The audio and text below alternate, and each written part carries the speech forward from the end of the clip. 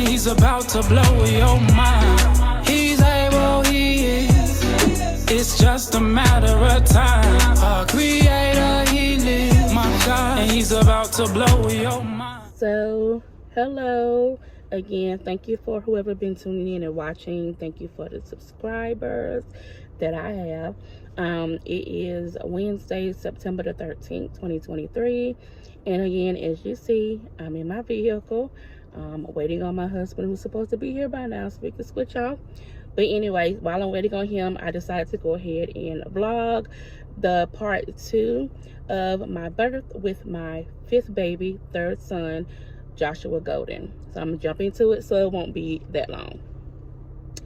So I'm gonna start off from when they got me in the room, and she said that I had to take a COVID test. Have I ever had one before? I'm like, no, I never had one before. So she went and got the kit. It's this long, look like the longest Q-tip I ever seen in my life. And she swabbed the inside of my nostril. And, you know, it was like a quick second or two and then took it out. But I had this, like, I kept sneezing and kept sneezing and kept sneezing. So I guess it tickled something up there. I don't know. But it felt really, really, really weird. So anyway, we did that part. My husband had finally got there, but they didn't COVID test him, which I don't know why they didn't, but they didn't. But they did instruct us that we need to keep our mask on at all times, especially when the nurses, medical assistants, doctors, or whatever staff was coming in and out the room. Of course, we didn't do that. Like I said, I could barely breathe. And I'm not finna put on a mask. So I had my mask by my bed. You know, I was on the bed, but I had like right there. And when someone would knock on the door before they come in, I would put it on. And then when they left out, I would take it off. So they started me on pt2. And for those who don't know what that is, it's like a medicine that makes your body do what it's supposed to do on its own. It kind of forces it to do it. We went through that. When I got like, I think I was like 3-4 centimeters, the pain just started kicking my butt because they had like put it on full blast to try to start it up, and then they said they would back off of it because again, at this point my blood pressure was still going high. They did give me something in my IV, but their objective was to get Joshua out. So I've had an epidural with my second son, third, no, yeah, I had an epidural one time. That's with my second son. Now, I'm gonna do a bit on all my children, but my second son, I had an epidural. I had no problems. So when the anesthesiologist came in, she was like, have you ever had an epidural before? I'm like, yes. Any issues? No.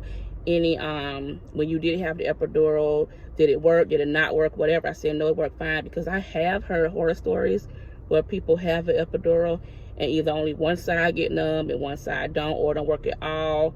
That is horrible. I'm not sure what causes that, but I've never had no issues with it at all. So she goes and she wipes my back off, put a little thing on my back. They have you hump over like this, you know, be still, because there's your spine back there, so you don't want to move. And so she could not find the block in my spine. I think it's called the spinal block. Like, she couldn't find it. And so she kept trying, she kept trying. I was getting so annoyed, so agitated, because I'm like this the whole time, and these pains are kicking my butt. So finally, she's like, look, I'm going to try one more time. If I can't get it, I'm going to call one of my coworkers to come in here. I'm like, yeah, because, you know, she was like, are you sure you never had it? I said, no. Like, why would you keep asking me that? Of course I'm sure. You don't know what you're doing. So she called her coworker in there. He came in there, and he was talking. He was like, oh, you know, she's having a hard time, but I like challenges. I'm going to get it in, and I'm going to boldly say, it's going to go real fast. Your pain going to go away like that. He came. I heard him open the kit up. He said, okay, you're going to hunch over. I'm going to wipe your bed, blah, blah, blah. And I did like that. I felt him wipe my back off, and that's it. I didn't feel him put it in or nothing. Next thing I know, he was taping it. He told me I should feel it in a second. And for those of you who never had an epidural, I don't know if this is for everybody, but when you get one, it's like a sharp lightning go through one of your legs. I don't know what it's about, But as soon as I felt that, I'm like, oh yes. And it was, my pain was gone. It was like it was just a sigh of relief. So it literally took him like not even 10 minutes. So we get that taken care of. I lie back on the bed, and it's just like waiting for my body to do what it do. They put, oh my goodness, it's some kind of balloon they put in your cervix. I don't know the name of it, but they put it in there to open up your cervix more quickly. On top of it, so I had the Pitocin. I had some kind of cervical balloon. I had never had that before. And supposedly when your cervix all the way dilates halfway through, the balloon pushes itself out. Okay, so I'm like, oh my Lord. It felt a little bit uncomfortable, but not that uncomfortable, but we rolled with it. So like, I think like 45 minutes, not even an hour, the balloon just fell out. And at that point, I was like already 6 or 7 centimeters. I mean, it was going like this. I don't remember what time I actually got in the room, because my appointment was at 1, and stuff was going so fast. So I don't even know. I can't even remember like the times or anything like that, or when things was going on. But so it just kept checking on me and everything. Like, I was chilling. The epidural, it is just like heaven. I don't know who came up with it, who idea it was, but you know, I'm sure they're no longer with us. So congratulations, because it is like the best thing in the world. I have heard people say that they have their children all natural. Congrats to you. But listen, that is one of the worst pains ever in life, is labor. But anyway, that's my baby in the background. So we go through that. Then of course at 7, the nurses changed. The other nurse, she was okay, but it was like a lot of deliveries going on that floor at one time, and I'm pretty sure that they were short staffed, because my nurse kept having to leave and go to the one on this side and that side, and they kept switching off. So at this point, some other lady came in there, and she came in there, checked my vitals and stuff, took my blood pressure and all that kind of stuff like that. And then she was messing with my IV thing or something, but I thought she was like looking at the bag and making sure or whatever, you know. Then like a few minutes later, the pain started coming back. I'm like, wait a minute, what is going on here? And so I said, I bet that lady did something to my my medicine. And so my husband's like, I don't think she touched it. I said, no, she did something. So I had him call the nurse bell. She come in there. I said, what did you do to my medicine? She was like, oh, I turned it off. Turned it off? Why you turned it off? Oh, it was going a little bit too high. I meant to turn it down. I said, no, you turned it off. I said, you need to put it back. Like, So at that point, she cut it back on. I was so annoyed, because why is you in here touching stuff? You supposed to be in here just coming in here checking on me, until my other nurse, I think a baby had, she had to help her deliver a baby. The lady was actually going into labor. So she was just supposed to be coming in there checking on me, not touching stuff. But anyway, so I was like, I hope, because at that point, I was like 8 to 9 centimeters. So I'm like, I hope my nurse comes back, and I hope it ain't you, because like she had really, really made me mad. But anyway, so they checked me, and I was like 9 and a half. But when you have an epidural, you can't feel nothing. Like, you can't feel nothing. You feel a little bit of pressure, but the feeling to push that your body normally gives you, you can't feel it, because you're numb from the waist down. So I was like 9 and a half, 10, and the nurse came in. She was like, okay, Miss Golden, you know, we're gonna see if you can push. You have a little bit of cervix left, but you should be able to push past it. I'm like, okay, you know, cool. So they set up the room and everything to get the baby kid out on the thing over there, and you know, pull the stirrups up and all kind of stuff like that. And I think I pushed like 3 times, and he was out. Like, it was the easiest delivery ever. So he came out screaming and hollering. They put him over there. He was fine. Nothing abnormal, anything like that. I didn't have a tear or nothing like that, thank God. And then, you know, you gotta push the placenta out. And then everything was pretty good. They believe in skin to skin contact, like as soon as you had a baby, which in other hospitals they wipe the baby off and you kind of wait a little bit, but they really believe in skin to skin and promote breastfeeding. So like as soon as they took them, they wiped them off really quick and put them on my chest like immediately. So I did breastfeed him, and he did very well. So we got through and had to wait till the epidural wear off a little bit before they take you to your room you're gonna be in. So the first room they put me in wasn't really supposed to be our room, but they didn't have any rooms on the floor. It was in like some kind of small little, it was small, but it was having like, that floor was full of deliveries. It was deliveries back to back, because when a baby is born, they play this little nursery rhyme music, and it was going off like all night and the next day. Like babies was being born like crazy, and they call them pandemic babies. His birthday was May the 29th, 2020. He was born at like, I think it was like 12:02 or 12:03 a.m. in the morning. So another thing I didn't know, all the hospitals that I'm used to have nurseries. Tampa General does not. So your baby is in the room with you at all times. Like when I have my babies, I normally have them at night, all day. And then a couple hours throughout the night, I might have them go in nursery just so you can get a little bit of sleep. But no, your baby is in there. That's your baby. They come in there, do everything. Check the baby vitals. The pediatrician come in there, do the workup in there. Your baby in there. So me and my husband couldn't have no visitors because it's a pandemic. So thank God for technology. Like we did FaceTime, and we FaceTime with the children. It was at my parents' house so they could see Joshua and everything like that. And then we were discharged like the next day. I want to say like 3 or 4 o'clock. Like because it was the pandemic and it was so many deliveries, like they was getting you in and out. If you didn't have no kind of issues or nothing going on, they was discharging you. So my blood pressure had got back to normal. So they discharged me. So we get home and my mom had everything set up. She had washed all my stuff and had the kids already there, and everything was put up, and everything was fine, So we get there and we just like getting used to having a baby. It's been almost 10 years since we had a baby. And everything was good. So like the third night, the second night, I went to feed him and he would not latch on.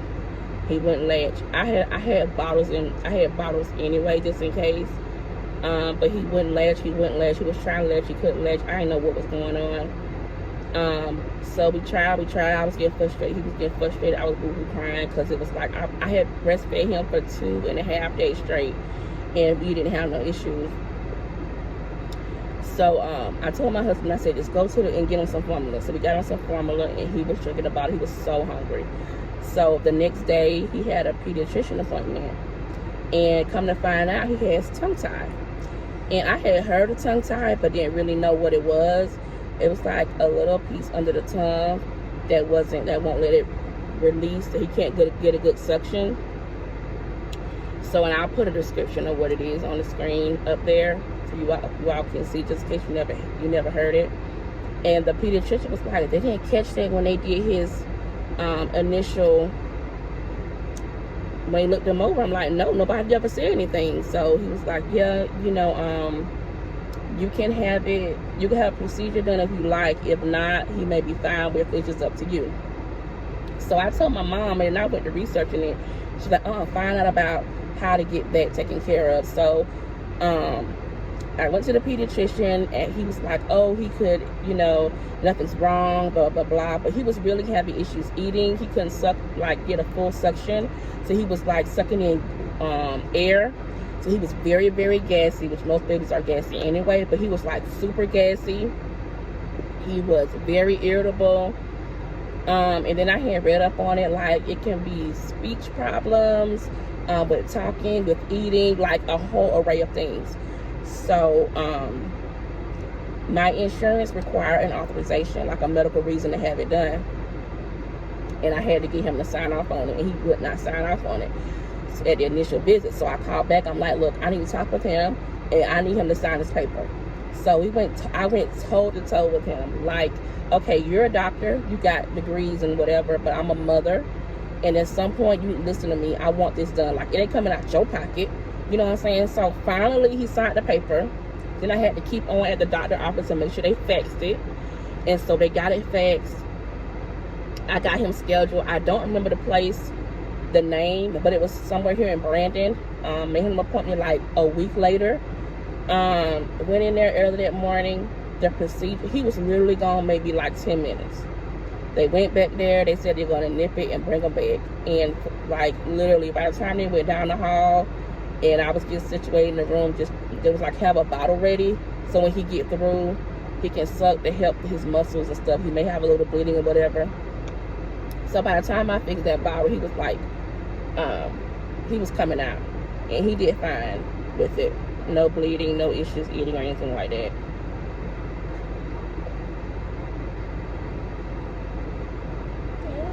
So we went through that. So before that, let me backtrack. That's what I'm doing it live. So before that, I did have to go back to the hospital for a 2-day checkup. So when I went back to the hospital, I went to my doctor's office. My blood pressure was high. It was like 175 or something like that. Again, blurred vision, no. Headache, no. But I did have a little bit of swelling in my hands and my feet, but I had just had a baby, so I really wasn't like too concerned about it. So they said, did you drive by yourself? Again, it's COVID. My husband was in the parking lot. He couldn't come inside. They're like, okay, we need to go back to Tampa General, go through the ER, need to be soon. So I went, called my mama. She came and got the kids. We went back to Tampa General, went to the ER. We might have waited, I don't know, maybe like 35, 40 minutes. We went back there to be triage. Then my blood pressure was like 185, almost over 100. The same like thing that was going on before I had Joshua. So they said, okay, wait 1 minute. I sat there. They took me right back there to the ER. I get back there to the back. There is no beds. I am back there on a freaking stretcher in the hallway.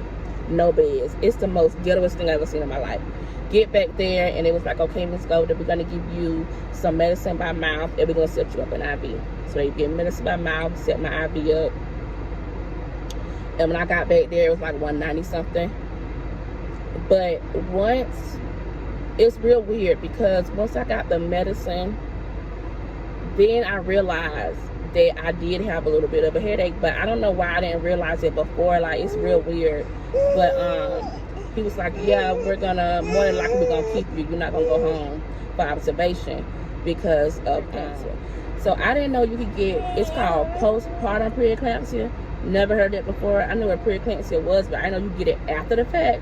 So they was treating me as if I had preeclampsia. And I'll put what that is up there on top of the screen. So they wanted a urine sample, but they didn't want me to get up, so I had to end up getting a catheter. Then I had to end up getting COVID tested again because I had been outside, so I had to go through that crap again. So then my husband couldn't come in the ER, but once they got me in the room, they let him come up. And again, you got to stay in your room, you can't come out. So they were asking me, was I still breastfeeding? I'm like, no. And I ain't want my baby up there anyway, because again, it's COVID. You don't know, like, we still really didn't know what was going on. People was vaccinated, but I didn't get vaccinated at that time because I was pregnant. I didn't really know, like, so I just like stayed isolated. So we went through all of that. I stayed overnight, and they finally got it stabilized enough to go home. So I went home. I was on like the sartan and the fetapine. I was taking it 3 times a day, around the clock, very high dosages, and I set timers, so I wouldn't forget. But all in all, it finally it stabilized. A creator, he lives, my God, and he's about to blow your mind.